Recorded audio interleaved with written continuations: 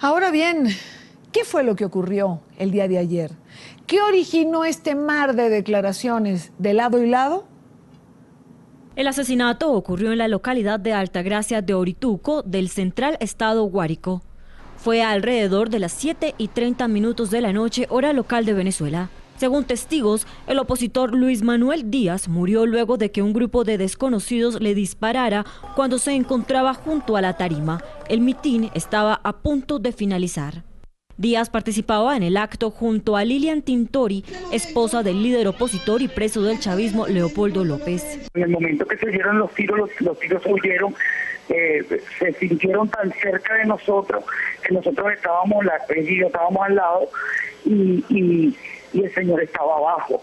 Fue cuando nosotros nos dimos cuenta de que había el señor que se había caído. La pensábamos era que se había caído. Cuando vimos fue que el señor estaba tirado en el piso y estaba el charco de sangre. Minutos después del crimen, el presidente de la Asamblea Nacional, Diosdado Cabello, desestimó lo ocurrido. Aseguró que la oposición quiere hacer un montaje con hechos violentos. Cada acto que cometen contra nuestro pueblo, el pueblo lo que hace es subírsele la moral para el combate. Subirse la moral para seguir luchando, subirse la moral. Nos insultan, ahora la moda es grupos armados del chavismo atacaron a Juancito, a Luisita, a María, coberos es lo que son. Eso no lo sabemos ya, o sea, esa no la sabemos ya. Grupos armados del chavismo, atacaron a no sé qué. Eso es el expediente que ellos quieren montar ante el mundo, de mentiras. El asesinato del líder opositor en Venezuela se presenta en medio de una gira que adelanta Tintori por toda Venezuela para promover el voto en las elecciones de este 6 de diciembre y exigir la liberación de los presos políticos. Ahora bien, el asesinato de Luis Manuel Díaz es el más reciente acto de violencia que se registra contra la oposición venezolana.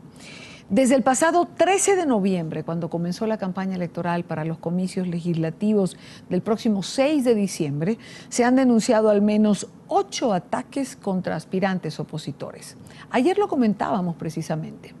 En 6 de ellos han sido utilizadas armas de fuego. 12 días de campaña y al menos 8 ataques contra la oposición en Venezuela. En 6 de ellos existe registro del uso de armas de fuego. 8 de noviembre de 2015, Yare, Venezuela. El ex candidato presidencial y gobernador del estado Miranda, Enrique Capriles, informó de un ataque en su contra en la localidad de Yare.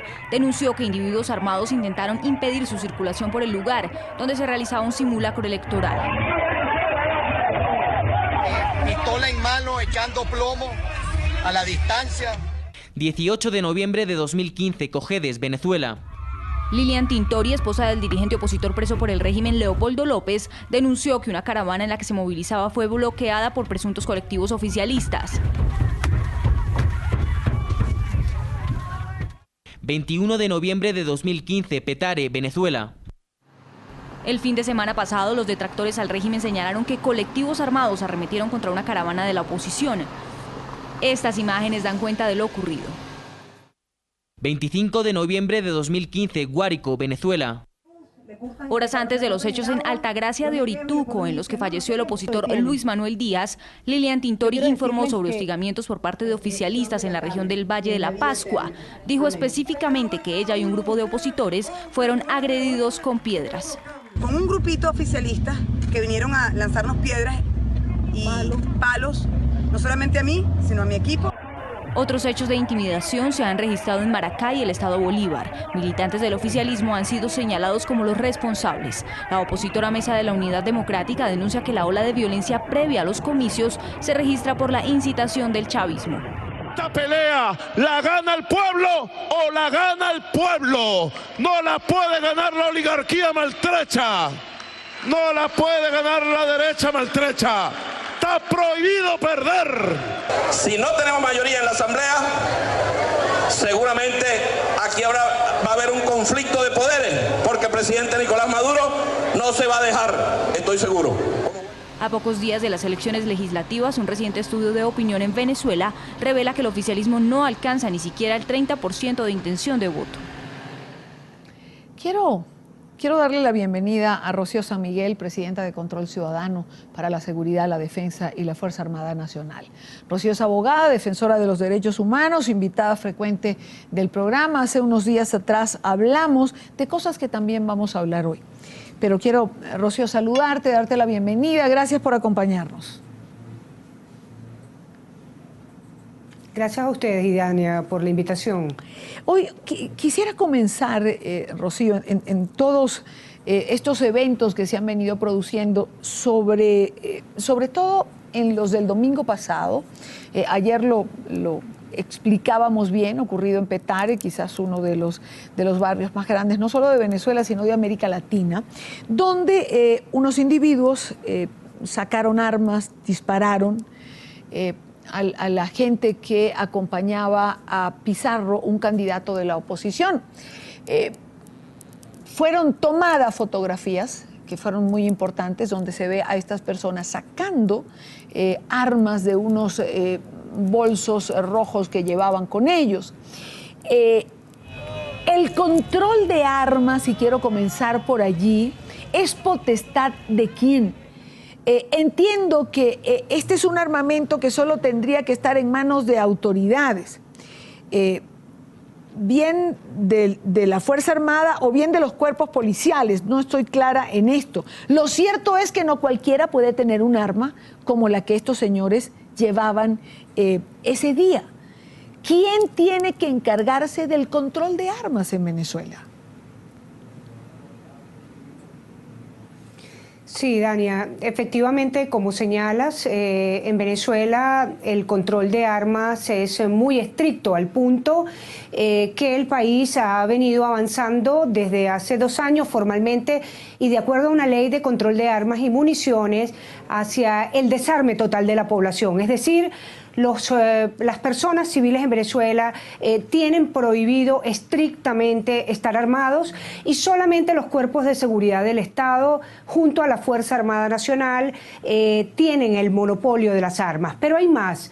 La Constitución venezolana claramente otorga todas las funciones del control, almacenamiento, importación, autorizaciones, todos los verbos que puedas imaginar vinculados a las armas y las municiones a la Fuerza Armada Nacional, de manera que arma pequeña o arma grande, como la que efectivamente se vio en la concentración del dirigente opositor Pizarro en el barrio de Petare, como armas de guerra, eran aparentemente unos R-15, son de muy alta peligrosidad y no pueden estar en manos de la población civil en Venezuela. Si la Constitución entrega el monopolio de las armas, compra, mantenimiento, distribución a la Fuerza Armada, ¿por qué falla la Fuerza Armada? ¿Falla la Fuerza Armada o en algún momento se entregaron estas armas a estos colectivos a quienes durante tantos años hemos visto en acción, sobre todo cuando se acerca algún proceso electoral?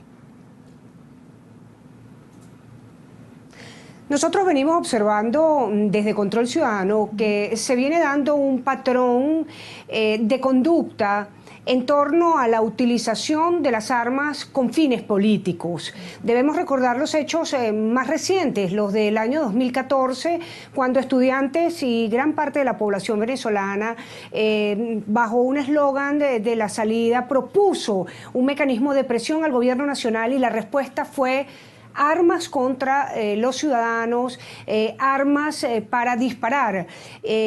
Podemos ver incluso la decisión del Poder Ejecutivo en enero de este año, cuando mediante una resolución conjunta del Ministerio de Interior y Justicia autorizó incluso el uso de la fuerza mortal contra manifestantes o contra personas que protesten en Venezuela.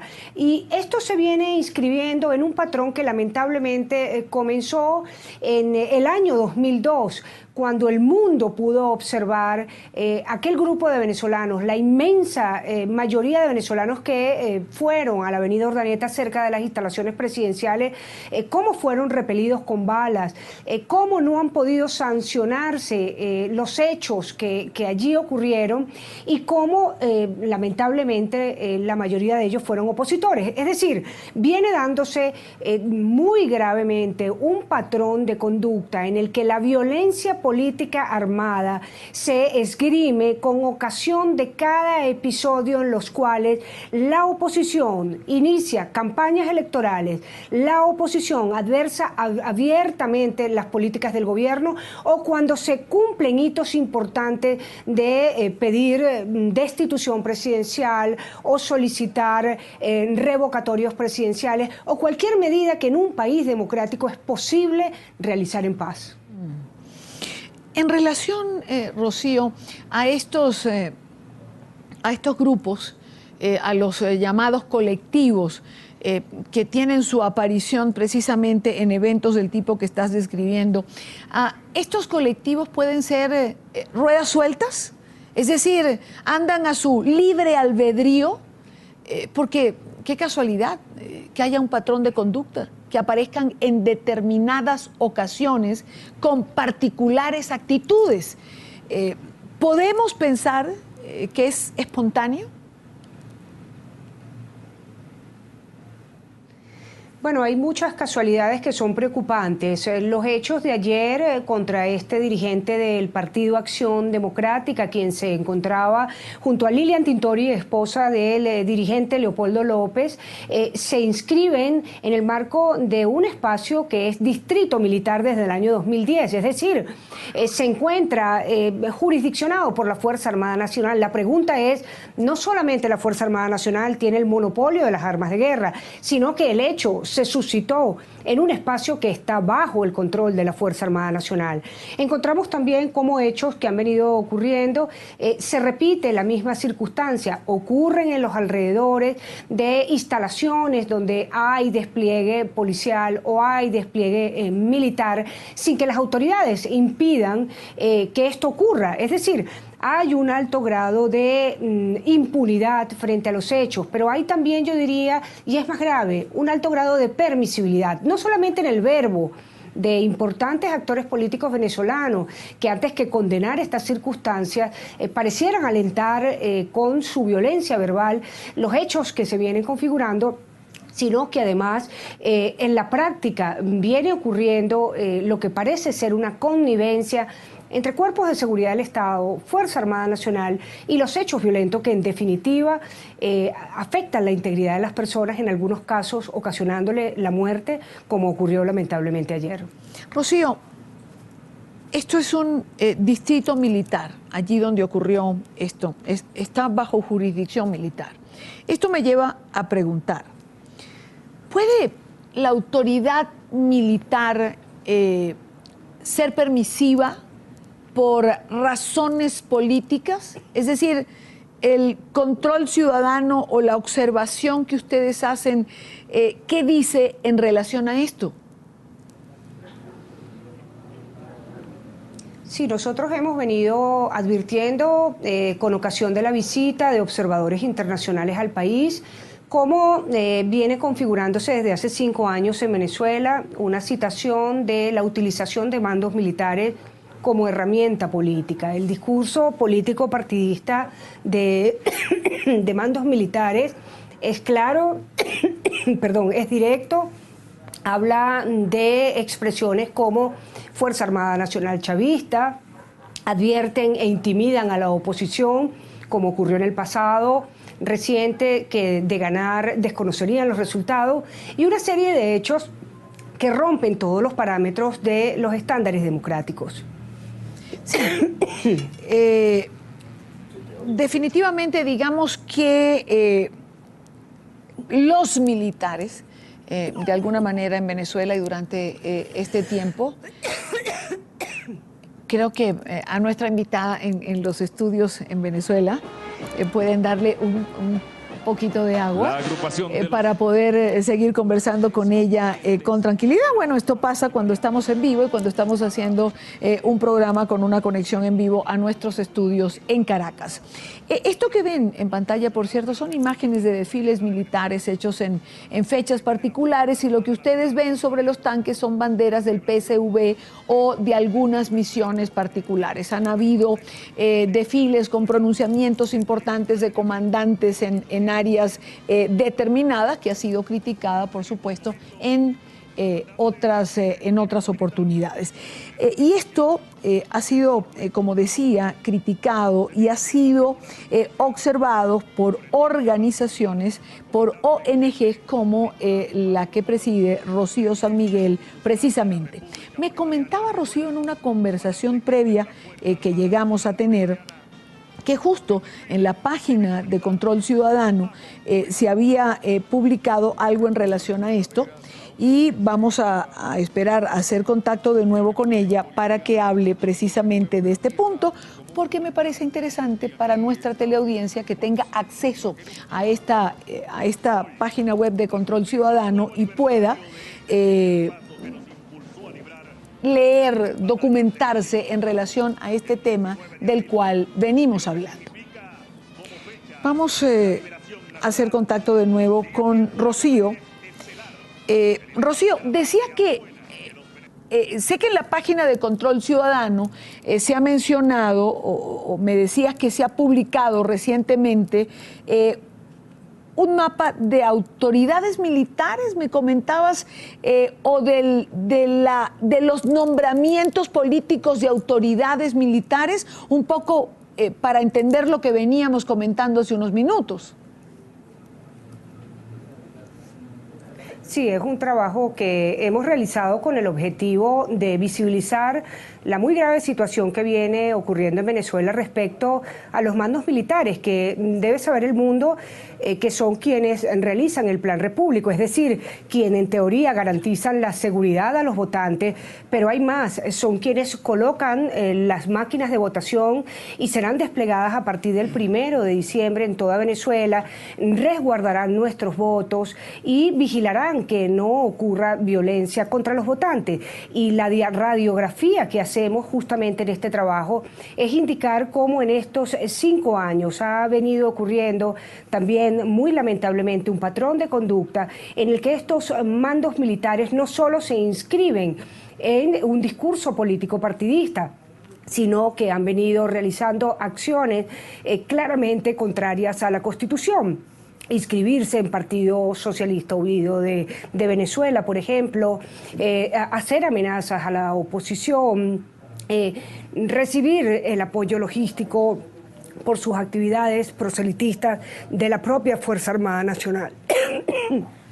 No solamente esto, ¿no? Sino que me parece que también es importante el que sean permisivos, es decir, no solamente se han inscrito en el PSV o han hecho actividades proselitistas, sino que han sido permisivos con situaciones poco claras, es decir, cuando los colectivos se presentan, cuando disparan en centros de votación, cuando tratan de alguna manera de acosar o acorralar a los votantes, la gente termina preguntándose cuál es el papel de la Fuerza Armada, que está precisamente allí para custodiar estos centros de votación. Y de cara a las elecciones del próximo 6 de diciembre, con una tensión como la que se está viviendo en Venezuela, ¿qué puede uno esperar, Rocío, de la Fuerza Armada venezolana? Lo más grave, Idania, es que además se acaba de activar a partir del 24 de octubre pasado 99 unidades de la Milicia Nacional Bolivariana que van a formar parte de este despliegue del Plan República, es decir, ciudadanos que han declarado abiertamente la defensa de la revolución, formarán parte de este acompañamiento a la Fuerza Armada Nacional. Una situación francamente complicada y que ciertamente afecta la integridad del proceso electoral venezolano. Ya en el pasado hemos visto a guardias nacionales movilizando votantes del PSV, emitiendo consignas políticas y el pronóstico no es nada alentador. Lamentablemente esa es la situación y habrá que esperar los próximos días y ver los pronunciamientos. Se le ha exigido también al Consejo Nacional Electoral dar cuenta de 30.000 funcionarios, o 30.000, mejor dicho, hombres pertenecientes a la Fuerza Armada que han sido desplazados por los estados de excepción. Quiero agradecer a Rocío San Miguel, presidenta de Control Ciudadano para la Seguridad, la Defensa y la Fuerza Armada, por estar con nosotros estos minutos en la tarde de NTN 24. Gracias, Rocío. A ustedes, muchas gracias.